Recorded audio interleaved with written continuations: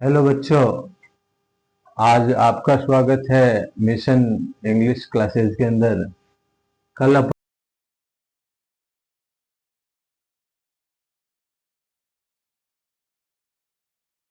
Hello बच्चों।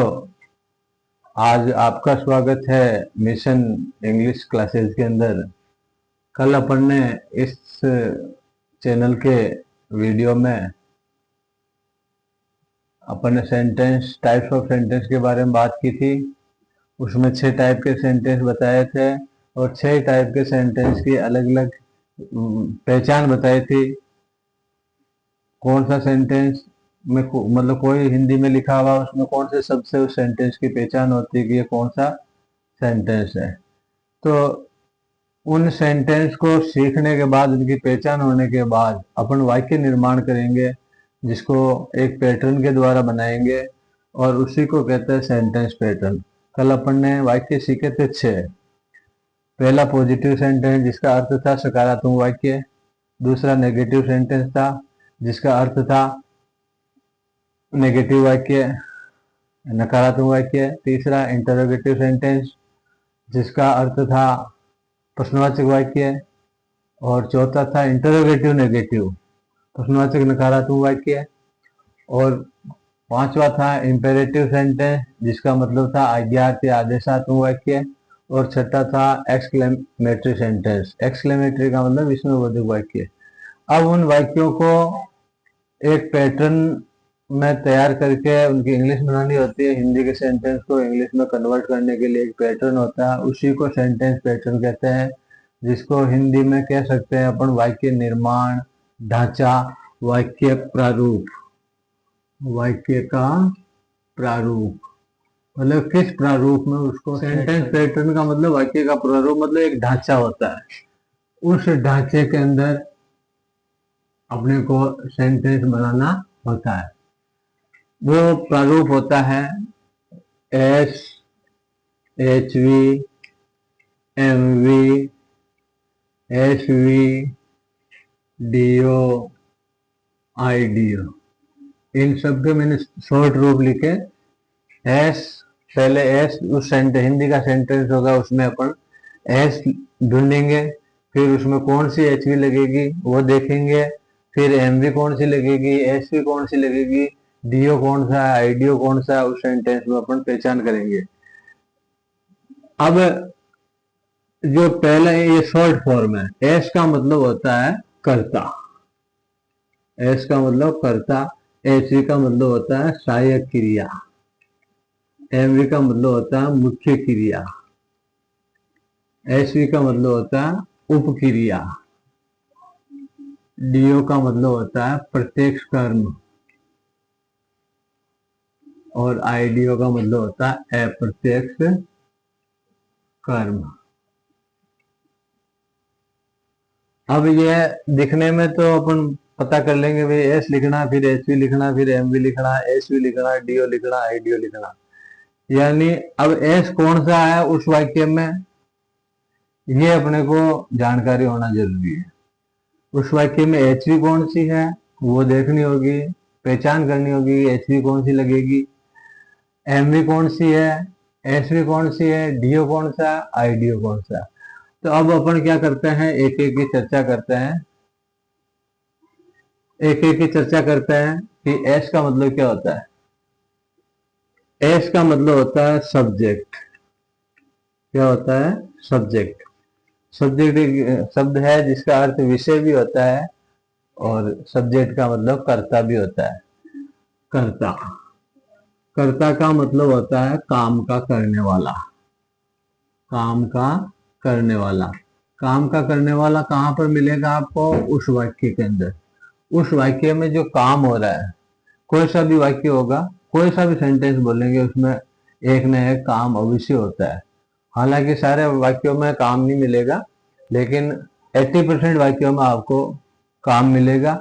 और उस काम को करने वाला कौन है उसको कर्ता कहेंगे और उसको इंग्लिश में कहते हैं सब्जेक्ट। तो जैसे राम खाना खा रहा है, तब खाना खाने का काम कौन कर रहा है? राम कर रहा है, तो राम अपना सब्जेक्ट हो गया। मैं आपको अंग्रेजी पढ़ा रहा हूं तो पढ़ाने का काम कौन कर रहा है? मैं। तो मैं कर्ता हो गया। वे फुटबॉल खेल रहे हैं, इसमें कर्ता कौन सा हो गया, खेलने वाला कौन है, वे, तो वो कर्ता हो गया।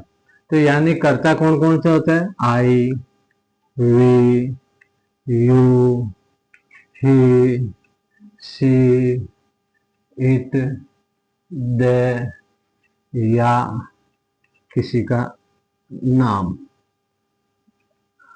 किसी का नाम यानी कोई भी नाउन। अब I, we, you, he, she, it, they, ये ऐसे बोलना भी आ जाना चाहिए आपको।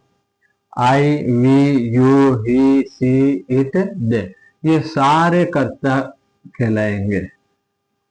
अब ये कर्ता दो प्रकार का होता है। एक तो होता है एक वचन कर्ता, जिसको बोलते हैं सिंगुलर सब्जेक्ट। क्या होता है, सिंगुलर सब्जेक्ट।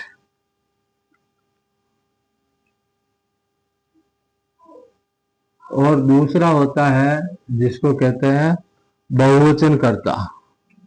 बहुवचन कर्ता, बहुवचन का मतलब प्लूरल सब्जेक्ट, प्लूरल सब्जेक्ट।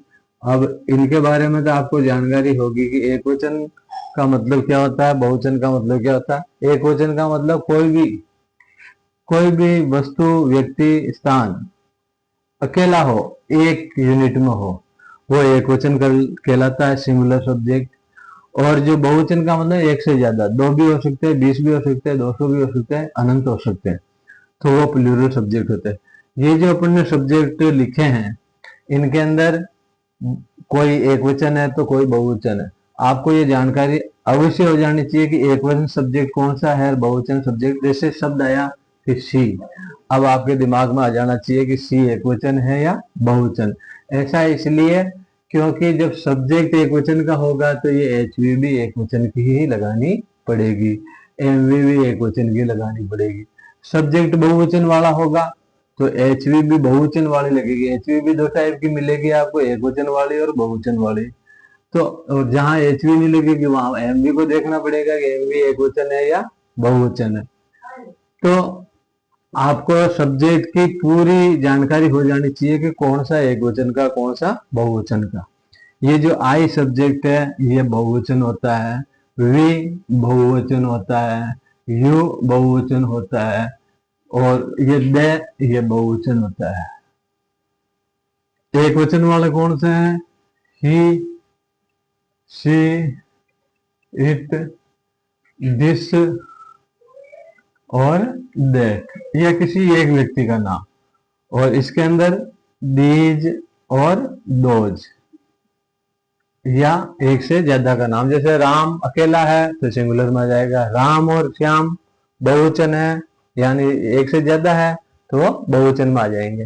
तो अब एक वचन और बहुवचन वह, जैसे ही का मतलब होता है वह, आई का मतलब होता मैं, वी का मतलब होता हम, यू का मतलब होता तुम या आप, और ही का मतलब होता वह लड़के के लिए, और सी का मतलब भी वह ये लड़की के लिए, इट का मतलब ये वस्तु और जानवर के लिए, इसका अर्थ होता है यह, और दे का मतलब होता वह। अब किसी टेंस में किसी वाक्य में मैं भी हो सकता है, मैंने भी हो सकता है, लेकिन इंग्लिश में उसके लिए आई है।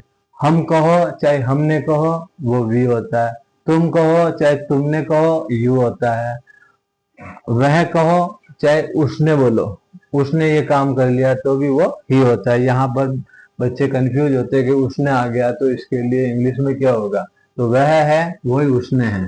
ये लड़की के लिए वह है तो इसके लिए उसने काम में आएगा, यह है या इसने, इसके लिए इट आएगा। वह या उन्होंने, वे या उन्होंने, उसको भी अपन दे ही कहेंगे। तो अब आपको कोई सा भी सेंटेंस आता है, हिंदी में आता है, तो आपको ये पता हो जाना चाहिए कि वह आ गया तो सिंगुलर है या प्लूरल है, वह आ गया तो ये सिंगुलर है या प्लूरल है। ये बिल्कुल दिमाग में फीड कर लेना, अपने को समझ जाना है कि ये एकवचन है या बहुवचन है। तो मैं समझता हूँ कि कर्ता अपन ने समझ लिया है। वापस से मैं बता देता हूँ, सब्जेक्ट का मतलब जो वाक्य बोला जा रहा है या जो वाक्य लिखा जा रहा है उसमें जो क्रिया होती है, जो काम होता है। क्रिया का मतलब है काम, खाना पीना, उठना बैठना, चलना, लेना देना, खरीदना बेचना, ये सारे संसार में अनंत काम है। ये सारे काम क्रिया कहलाते हैं। और इन काम को करने वाला उस वाक्य में कोई भी हो सकता है, जो मैंने ये बताया। इनके अलावा किसी का नाम भी होता है, तो वो सारे क्या कहलाएंगे? कर्ता। और कर्ता आपको मैंने बता दिया कि कर्ता दो टाइप का होता है, एक वचन कर्ता और बहुवचन कर्ता।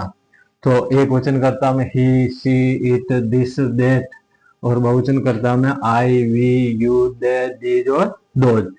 ये आई थोड़ा सा ऐसा है कि इंग्लिश के अंदर बहुत सारे वाक्यों के अंदर आई को बहुवचन माना है और बहुत सारे वाक्यों में आई को एक वचन माना है। इसकी जानकारी अपन आगे जाके करेंगे।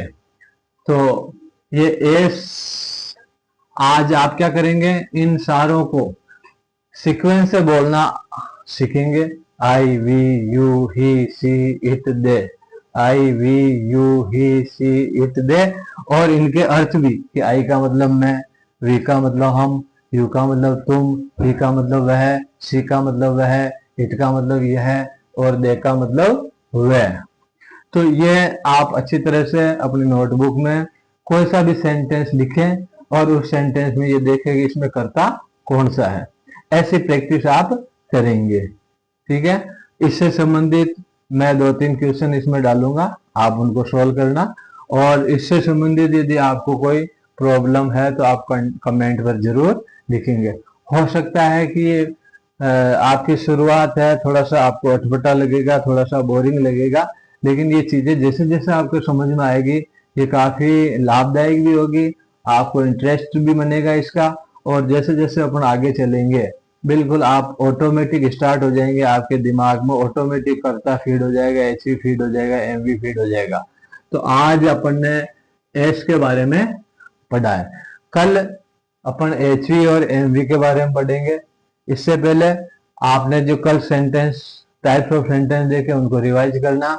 और ये जो एक वचन और बहुवचन के कर्ता कौन कौन से होते हैं ये बिल्कुल आप अपनी नोटबुक में प्रैक्टिस करना। अपने हिंदी के सेंटेंस लिखना, उस हिंदी के सेंटेंस में कर्ता ढूंढना और उस कर्ता के गोला लगा के उसके नीचे, उस सेंटेंस में गोला लगा के उसके नीचे लिख लेंगे, ठीक है। कल मिलेंगे इसी चैनल में। इसके लिए आप इसको सब्सक्राइब करना और इसको लाइक करना और कमेंट करना और इसको शेयर करना। Okay, thank you.